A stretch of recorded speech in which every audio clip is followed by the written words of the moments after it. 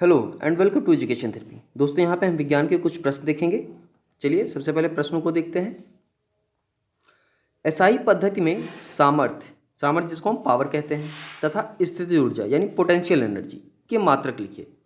तो सामर्थ्य का मात्रक होता है वॉट। जैसे हम घरों में लगाते हैं ना बल्ब, कितने वाट का एलईडी बल्ब लगाते हैं तो हम दुकानदार से पूछ के लाते हैं ना, 9 वाट का बल्ब दे दो, 15 वाट का बल्ब दे दो।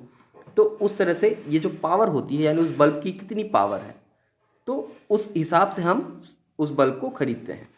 तो जो सामर्थ्य यानी पावर की इकाई होती है वो वॉट होती है।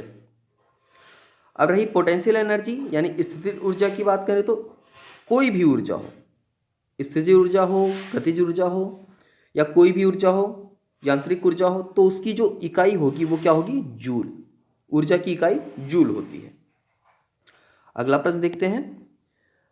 अश्वशक्ति यानी हॉर्स पावर, अश्वशक्ति को हम इंग्लिश में हॉर्स पावर कहते हैं। यह किस राशि का मात्रक है यानी किस चीज़ का मात्रक होता है हॉर्स पावर?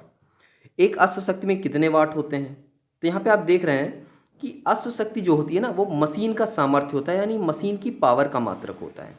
जैसे कोई कार हो गई, कोई इंजन हो गया, पानी वाला इंजन हो गया, तो हम ये पूछ के लाते हैं ना कि ये कितने हॉर्स पावर का है, यानी उस मशीन में कितनी ताकत है। तो उस मशीन की ताकत को नापने की इकाई जो होती है वो अश्वशक्ति होती है, जिसे हॉर्स पावर कहते हैं।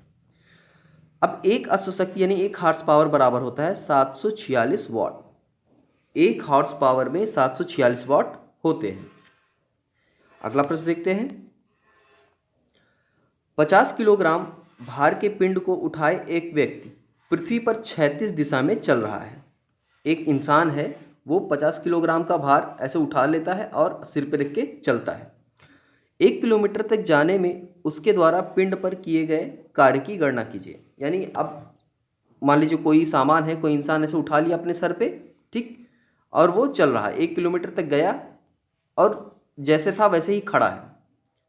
तो उस पिंड पे क्या कार्य हुआ? तो हमको पता है जो कार्य होता है वो बराबर होता है किसके? F S cos theta, F S cos theta के। अब ये जो पिंड है ये कैसे काम कर रहा है? क्षैतिज दिशा में जा रहा है, लेकिन जो भार है, जो बल है, वो कहाँ काम कर रहा है? एमजी। एमजी नीचे की तरफ काम कर रहा है। एमजी क्या है? बल ही है, बल को एमजी कहते हैं। तो यहाँ पे जो मान हो जाएगा कॉस थीटा यानी थीटा का जो मान हो जाएगा वो 90 हो जाएगा।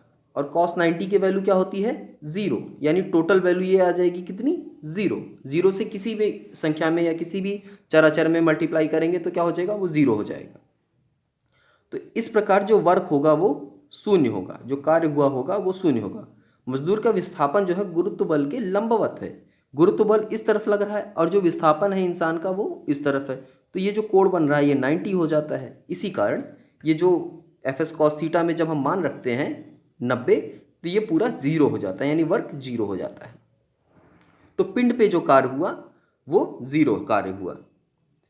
तो चलिए, उम्मीद है आपको प्रश्न पसंद आए होंगे। तो आज के लिए बस इतना ही। मिलते हैं नेक्स्ट वीडियो में, तब तक के लिए धन्यवाद।